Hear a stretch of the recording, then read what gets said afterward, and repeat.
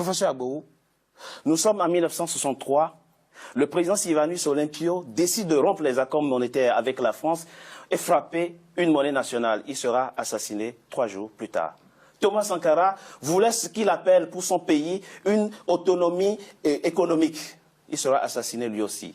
Laurent Gbagbo ne cachait pas sa frustration par rapport au franc CFA. La suite, on la connaît, il sera cueilli à froid dans son bunker présidentiel par l'armée française. C'est quoi? Qu'est-ce qui se passe derrière? Qui se dresse contre le franc CFA trouvera malheur en chemin? Bien, c'est ça la souveraineté. Ça veut dire, fondamentalement, la France n'a jamais donné l'indépendance, n'a jamais donné une véritable souveraineté aux pays africains. C'est ça. Parce que l'indépendance politique ne peut être affermie que par l'indépendance économique.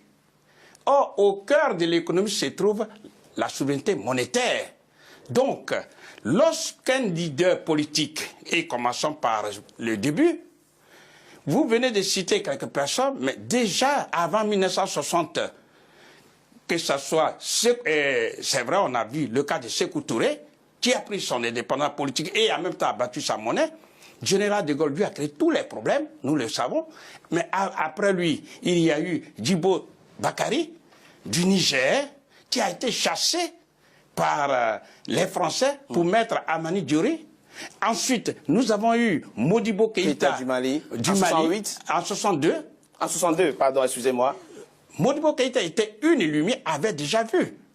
Mais toutes les tractations, tout a été fait pour pouvoir finalement créer une inflation galopante. En un mot, Modibo Keïta est mort en prison, empoisonné. Ensuite, il y a eu, comme vous le dites, en 1963, Sylvanus Olympio, qui justement devait mettre sur la place publique sa monnaie, mais le 13 janvier 1963, il a été assassiné froidement. Ensuite, il y a eu ce qu'on pourrait appeler François Nguetta Tombalbaye du Tchad, qui a été aussi bombardé par les Français le 13 avril 1975.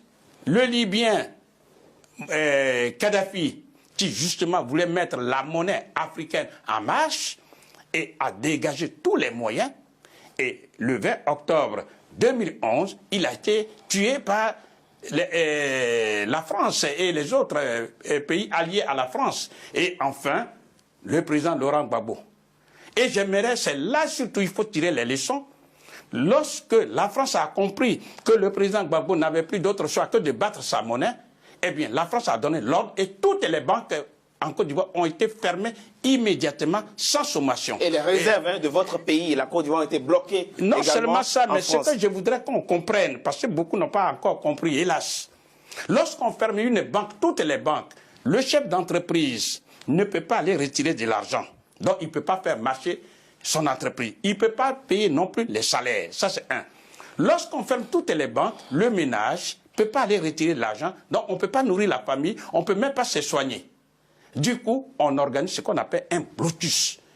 Un chaos économique pour obliger la population à se retourner contre le président Laurent Gbagbo dans ce cas d'espèce. Ça veut dire c'est une arme puissante que détient la France pour pouvoir maintenir en esclavage moderne déguisé tous ces 15 pays d'Afrique qui utilisent sa propre monnaie. Il faut que les Africains sachent ça. Le franc des colonies françaises d'Afrique, en abrégé le franc CFA, est une propriété à part entière de la France et le franc CFA se fabrique non pas sur le territoire africain, mais en France, précisément à Chamalières. À partir de là, elle met au pas les dirigeants africains. C'est ça que les Africains doivent comprendre. Ça veut dire qu'il n'y a pas d'autre solution. Si ces pays veulent se développer, il n'y a pas d'autre solution que de rompre de façon unilatérale avec le franc des colonies françaises d'Afrique.